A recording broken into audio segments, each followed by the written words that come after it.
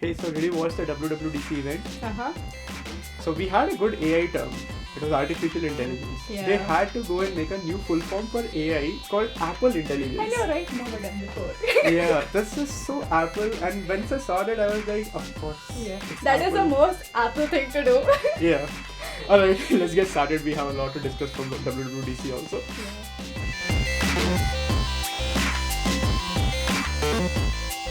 Welcome back to another episode of Version Control. Today we are discussing data security. But before that, I'm Sarthak. I'm a software engineer at Amazon and I work in orchestration. With me is... I'm Soumya. I'm a software engineer at Microsoft. I work in cloud networking. Yeah.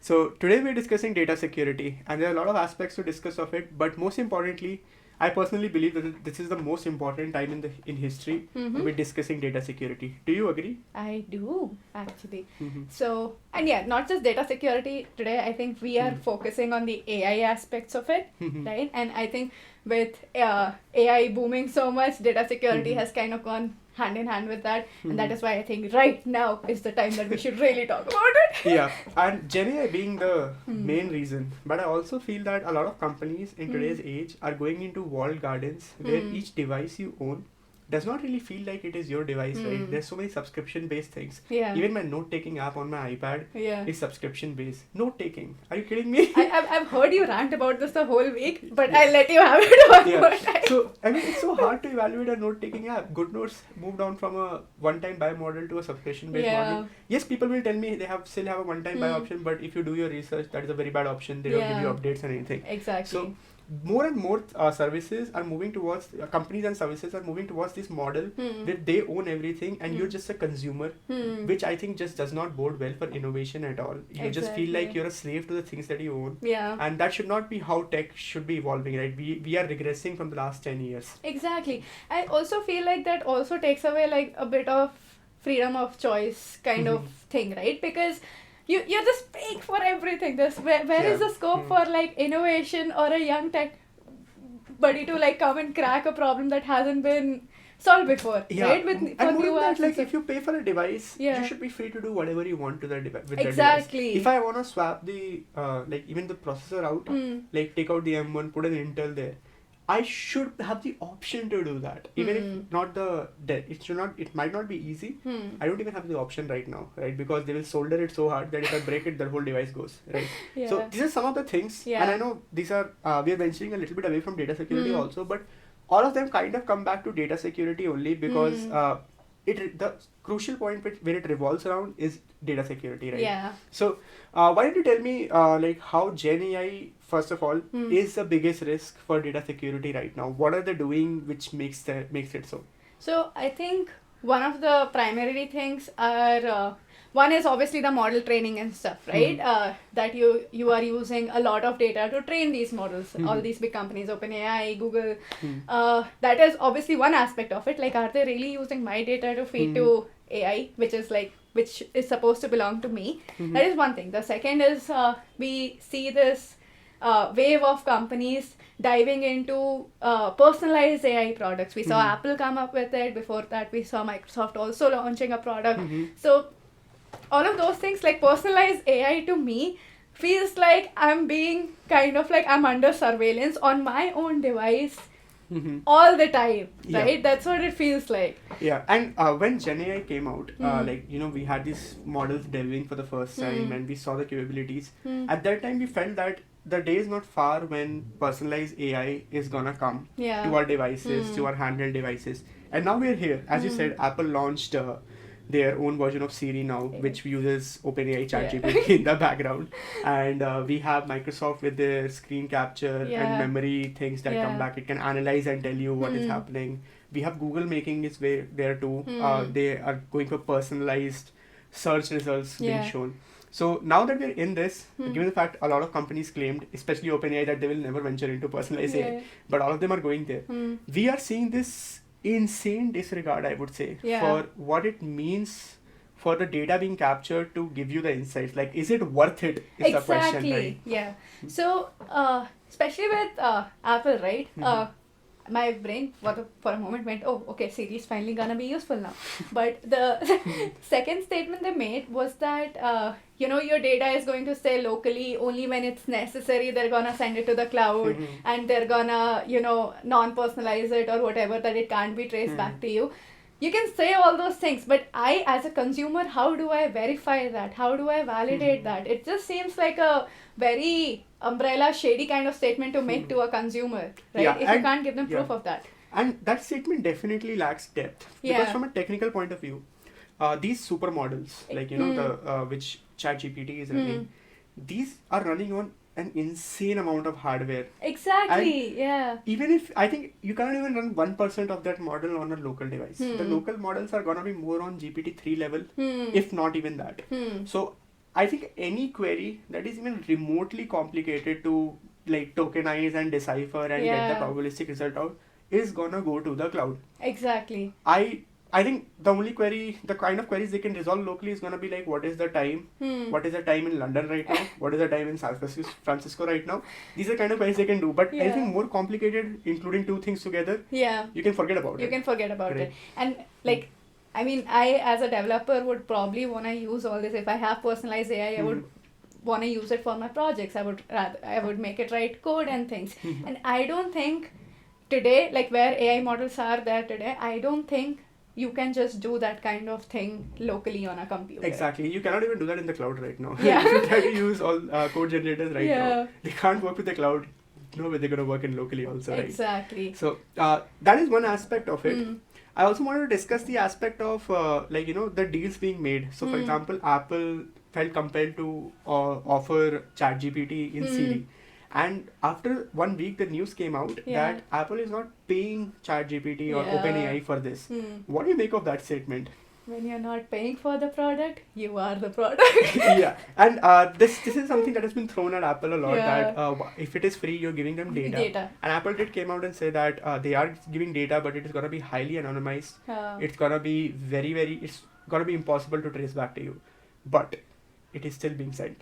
Is the bigger question. Exactly. Right? So I feel like anonymizing the data is like trying to light a fire and then saying we put out one small part of it, right? Or we put a wall in front of the fire so you won't see the fire at all. Exactly. And see, the thing is that companies like OpenAI, Google, anybody who's like making a AI model is gonna love data. They're gonna eat that thing up, right? If you give them data, they're like, oh, we're happy to take it. But is Apple really is like just saying that we're gonna anonymize data enough for me as a consumer to trust it? Exactly, and I think at any point you can only we are both engineers. We have worked with anonymization before. It's not really some fancy tech. You try to detect in automated ways what can be personally identified information, and you replace it with generic content or you mask it. It's not really high tech, and I would say companies can easily miss what is PII. What is PII is very subjective. For example, a very crude example of this is that you wear a lot of friendship bracelets. You might consider them PII, that it's an identifiable information. But a company might not. Right? Because what's the line there? Right? So these are the kind of questions that slip through when you go this route of we will anonymize and send instead of not sending at all. Right? Exactly. So, but taking a step back, right? We discussed like why we want to discuss data security. But I think it's really also important to highlight to people watching this podcast. Why is data privacy and security important to you as a person? Like, I can just be like, hey, it doesn't really matter to me. I'm not a big person. You can take my data. It doesn't really hurt me in any sense, right? So do you want to talk about that? Yeah, because I think we should, because that is one of the most common answers you will hear whenever you try to tell someone that, hey, they might steal your data, and they're like, so what? I have nothing to hide. Exactly. You always have something to hide. You might not even realize that you need to hide it. And I'll give you an example of this. Let's say, consider an example that you have diabetes, right? So you are going to take medication every day. You have a dependent lifestyle on some things that every diabetic person has to go through. Now that information can be used by companies if they know to push you products that you definitely need, right?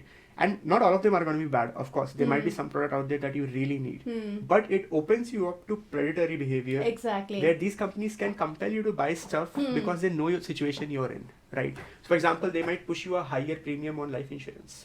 Yeah. Right. So, instead of evaluating you on the spot, your starting point will change. Yeah. Right. So, these are the kind of things that you can do with information, and this is why you should definitely care about even the smallest part of your information that is going out into the world. Exactly. There should be that thought process to, think where, like, okay, if I'm doing this, if I'm giving them the right to access my email, what are all they getting from me, like, and where all that can be used. Yeah, I think that's a very good point to make, that it should, like, whenever you're giving anybody access to your data, it should like provoke a thought, like, what can they really do with this? And if you really want to see an example, OpenAI accepted data as payment instead of hard cash, which could have been billions of dollars. Exactly. Like, for example, I think Google pays billions of dollars to be the default search engine. Yeah. Imagine how much OpenAI could have charged them, but they took payment in data. How important it really They is. place a higher dollar value on that. On data instead of like money. Yeah, I think that's the one that really quantifies the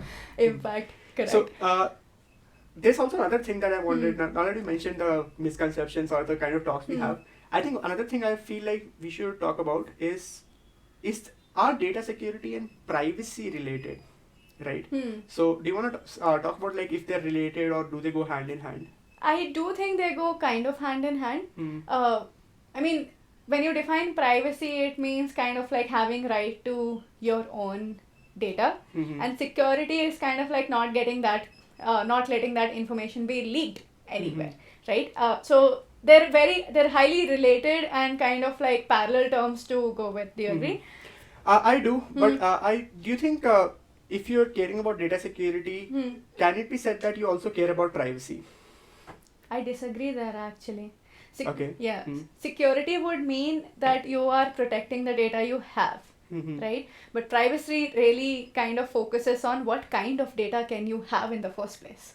So you think privacy is even a bigger concept? Yeah, privacy is in a bigger concept than security. Alright, that was our dog interrupting the shoot again. Get a dog, they said. It will be fun, they said. Yeah. It is fun for the most part. Yeah, he does feel a bit of FOMO. Yeah. But okay, back at it. You don't want too much digression. Yeah. So you were saying privacy is a bigger problem than data security or bigger level. So can you continue to elaborate on that? Yeah, I think so. Yeah, right. Security would mostly focus on, not getting DDoSed or, having the kind of mechanisms in place that protect the data you have.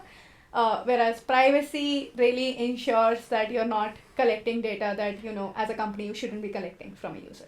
Yeah, I agree. And I think this is another concept that you should be aware of, that a lot of the time people go for this approach that you should not give any data away. That is not true. That is not true. Yeah, so there might be a situation where giving you data can lead to better results. For example, if you give your calendar details or what you're doing each day to Google, it will give you good insights. It will give you reminders. These are things that you want. Yeah, so same thing with like Google Maps or something, right? Exactly. You give it your location, it helps you with better results. So it's not like a blanket thing. So privacy comes in the question when what kind of data I want to give, and data security comes after I have given what happens. Exactly. That's a very well put way to say it. So alright, so now I want to move on into other aspects of this, which is go back to Gen AI. But do you have anything more to add on, like the common misconceptions or terms that we want to say before we move on?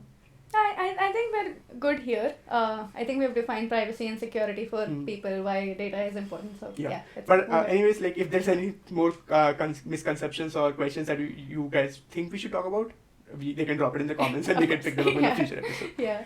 Alright, so coming back to Gen AI.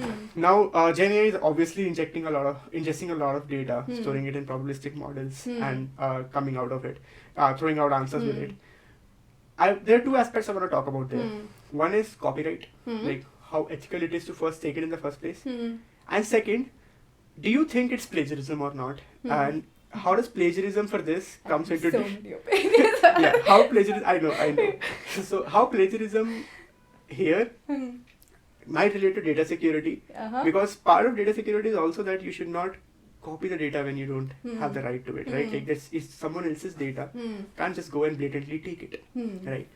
So yeah, I have given you an open question. I know you can start with whatever you want to initiate the topic about. So I want to start with an example, right? Mm-hmm. I think we saw the Google AI summary come out. They rolled it back.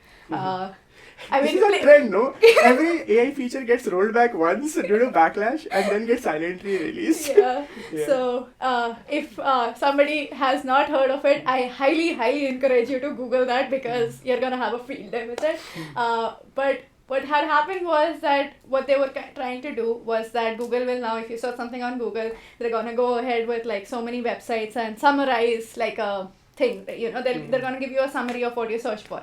And a lot of those results we saw, like, you know, they were not accurate. But people also found out that one thing that the product was doing was that it would pick up like a paper from some journalist from somewhere and it would just paraphrase it into a different kind of sentencing and it would just display that result, right? Yeah. As a person, if I do that, I would consider it plagiarism, right? Because if I am a journalist, I wouldn't want somebody else's work to be derivative of mine. It takes away the authenticity. So I would definitely say, like, just because it's a computer, just because it's an algorithm, it is also doing the same thing. It is plagiarizing content from a journalist. Yeah, I agree. And I think the argument that a lot of GenAI companies make here is that it works like a human, where if a journalist sees another journalist make a news, they might go ahead and build on that. But the key thing there is there's an opinion piece, or if there will be another proof added to it. And we all know that the current state of Gen AI, it cannot add new things to it, right? It's a probabilistic made model. Like, it is, the reason it is so good is not because it is very efficient, but it is because very large. Exactly. Right, that's a very key differentiator here. And I think one of the key problems to solve for Gen AI to actually go to the next step, where how can you make it smaller and efficient? Like, right now you have data centers full of probabilistic models just sitting there with transformers that were written. So that is a key point there. And I'm also interested to see how they handle it. Currently in this state, they cannot actually do the new addition to it. So I also put it in the categorize it as plagiarism only. Specifically, if you have companies like Perplexity AI, I always struggle saying that name, who had this feature where they read a journalist article, they will summarize it and they'll show it, and you know that most people are not going to go past that summary and actually look at the article, and they're going to lose ad revenue there, right? So these are kind of things that where this kind of is leading to problems, and yeah, you're right there. So this is definitely falling in line with plagiarism more than innovative work. Exactly, right? Yeah, it takes away like credit from people who have put years of effort into like building their careers. And the thing is, the companies are actually shooting themselves in the foot, because if they discourage people from actually making data, their models are gonna just remain at this stagnant, and they cannot. Like, for example, let's say if there's a new geopolitics situation, okay, country A is at war with country D, until unless some journalist writes about it, the Gen AI model cannot generate content on its own about the war. war. Event that has happened, right? Yeah. It can only read something and summarize and do stuff like that. So they're kind of shooting themselves in the foot by not incentivizing these things. And I think there are already a lot of lawsuits going on in US. I think there are also talks about profit sharing agreements, but again that is something else different entirely. I think the tangential discussion that we're gonna obviously digress from here is also like consuming copyrighted data for training Gen AI. I don't think it's that tangential actually. Data security also means, I feel like data security is one thing about securing the data you're taking, but also about like questioning what data you are taking. Right? Like, you just can't take everything. Like, it has to come from the company itself, right? Exactly. So then the second thing becomes like, if I am a writer, I have like my copyrighted stuff out there on the internet, and you know, we've seen examples where we know for sure that these companies did use copyrighted content to train their models. What do you think about that? I think they did it when nobody was paying attention, but now everybody is paying attention, so nobody else can do that. But yeah, it's definitely wrong.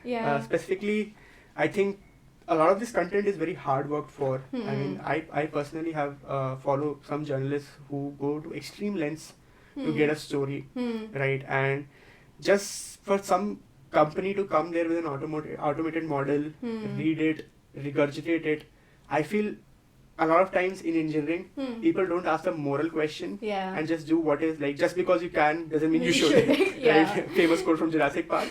So that I think was something that was completely missed in a lot of these models, because everybody was in this race and nobody stopped to think, what are we doing? Yeah. And even if they stopped, they are kind of compelled because other people are running. Yeah. Right? So I think this poses two questions in my mind, right?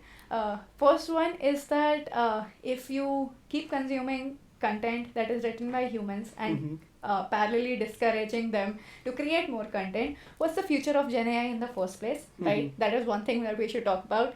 And the second one would mostly be how do you enforce ethical practices on these companies, right? So that they do not violate privacy for people. Well, to answer the first question, I think, okay, wait, I want to hear your views on it since you asked the question first. What was my first question? Really? Yeah, no, I remember my first question, I'm just kidding. Yeah.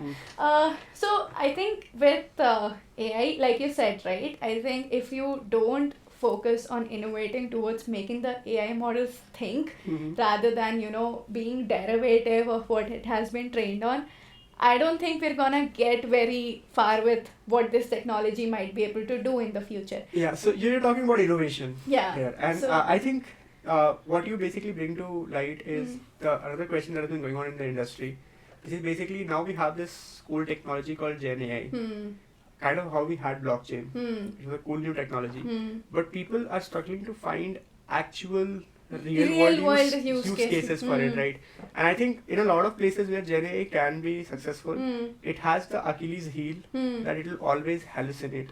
So you cannot really place it in a zero trust environment, because you might never know what it outputs, right?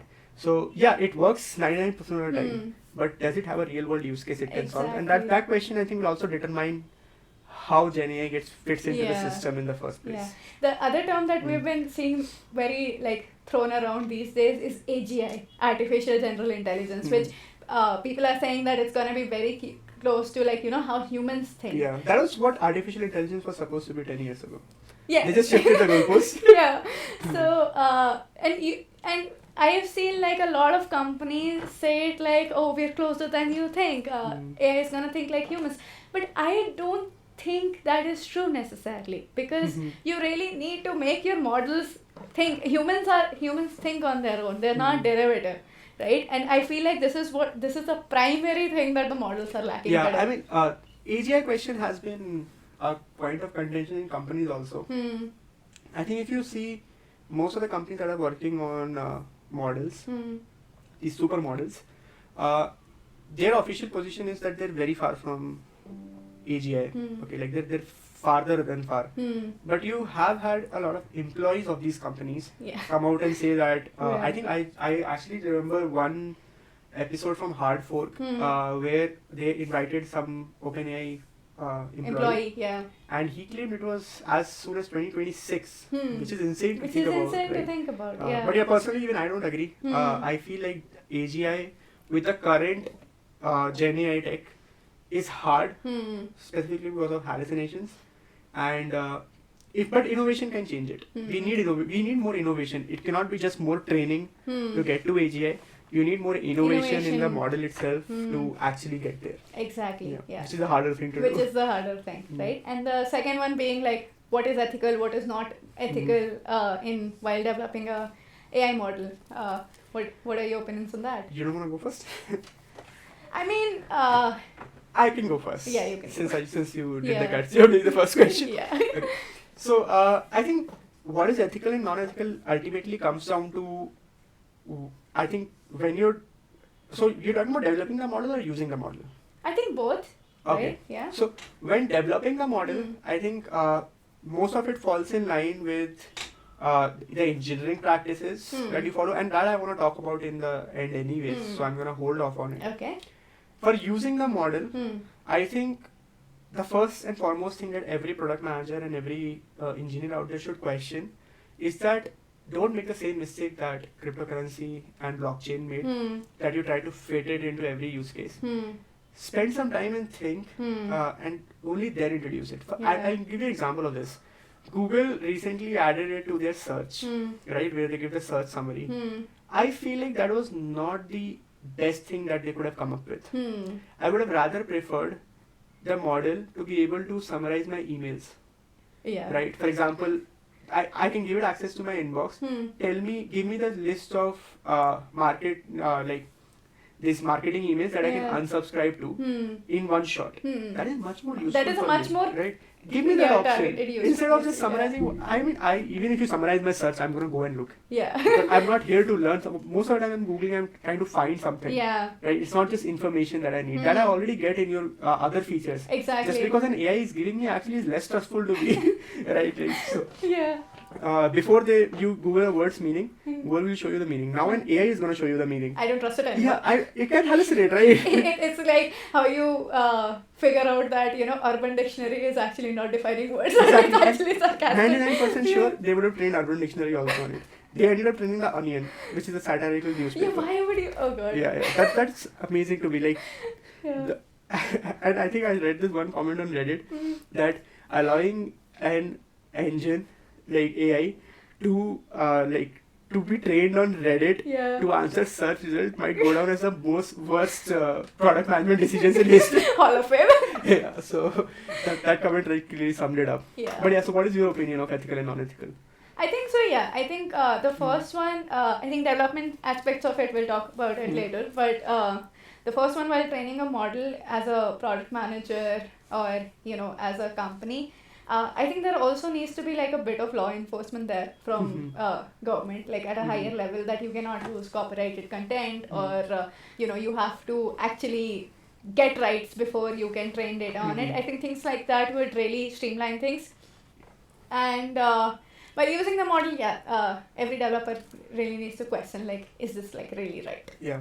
Regarding the first point, I think the ship has sailed for those regulations. I feel like if you add the regulations now, you're just going to help these supermodel companies to become even more stronger. Yeah, I mean... Because they already have trained, like the deed is done. You're just pulling up the ladder for other companies to catch up then. Exactly. It'll be harder for them to catch up, and that might lead to monopolistic tendencies.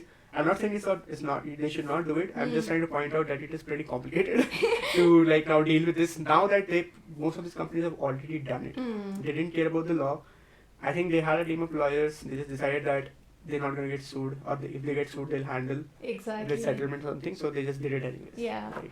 So I agree there. But at some point, I do feel like the current AI models, if there's no innovation, will stagnate, and that is an opportunity that is still present where you can regulate the next wave of AI, maybe. Yeah, that's true. So I think this is also a good segue, since you already asked the question, to move into the part that I am most excited about in this podcast, which is we are a software engineering podcast, so I want to bring it back to engineering. Like day to day, we discuss, we face so many situations where we, as part of our development process, have to think about data security or have to think about privacy before building a feature. So I wanted to take some time and talk about the kind of mindset that an engineer needs to have to handle these things, and what should their thought process be whenever they're developing something to with regards to data security and privacy. You want to start? I think I'll let you go first, because I know that this is something like you're really excited about. I mean, not excited, but yeah, this is a conversation I always love, because I think this kind of delves into a realm where how much of our job is just writing code and how much of our job is taking critical decisions. And I feel when it comes to data security, I believe in a question first approach. Okay, so a lot of engineers love data. Nobody can deny that you don't love data. You can get insights out of it, even if it is not Gen AI. Like if I have data, I can make inference out of it. I can run some fancy queries on it, display some statistics. Like an example here will be like if I have access to a customer's portfolio of stocks, I can give him cool insights about which one is in loss. I can predict some things for him. I can show him projections. I can build a lot of exciting features, which I'm pretty much sure my product manager will like if I pitch to him. Right? So because he'll be like, oh yeah, let's do all of this.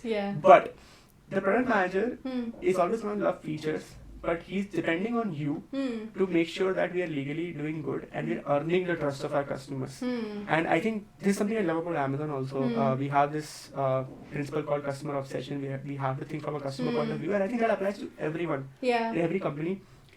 Whenever you build a feature, think that as a user of that feature, will I be concerned if I take this permission or if I take this data? I think that's a very good point. That's how I approach it personally also. You always have to ask that question to yourself and then go ahead and decide whether you need it or not. Maybe you want an opt-in if it is not that risky, but you still want to give it an option, or if you want to make it default or you don't want to take it. Alright, you want to go now? I think the question first approach kind of covers it as a developer. I will add one more thing, that because as a developer, if you're working on these kind of products, I would assume that you're also working closely with the product manager, right?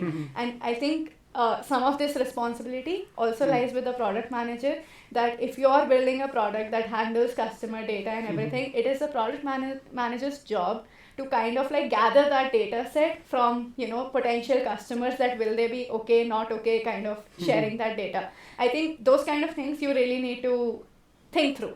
Yeah, I agree. And I think you're right, product managers also have the same role to play. They should also be able to question. I think whenever you're reviewing a feature or something comes up, you should always ask that question to that engineer. It always puts them in this thinking spiral that what data are we collecting to get this insight, or like if you see any such kind of insight, and make sure that you both are okay with what is being collected. Exactly. And go ahead with it. So, but there's also the other scenario which I wanted to ask you.